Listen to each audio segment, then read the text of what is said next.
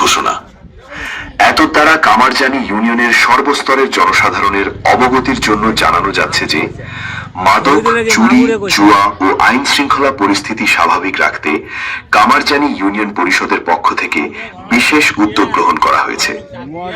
সম্মানিত এলাকাবাসীর প্রতি অনুরোধ, রাত 11টার পর কামারজানি বাজার ও আশেপাশের এলাকায় কোনো অপরিচিত ব্যক্তি চলাফেরা করলে তার পরিচয় ও বাজারে আসার সঠিক কারণ সম্পর্কে খোঁজ নিন।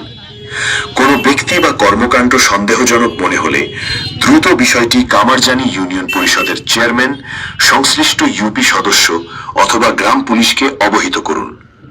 সেই সাথে কামারজানি ইউনিয়ন ও এর আশেপাশের এলাকায় যদি কেউ মাদক বিক্রি, মাদক সেবন, মাদক পরিবহন, চুরি কিংবা জুয়ার মতো অপরাধমূলক কর্মকাণ্ডে জড়িত থাকে তাহলে তার তথ্য গোপনে ইউনিয়ন পরিষদকে জানানোর জন্য বিশেষভাবে অনুরোধ করা হলো।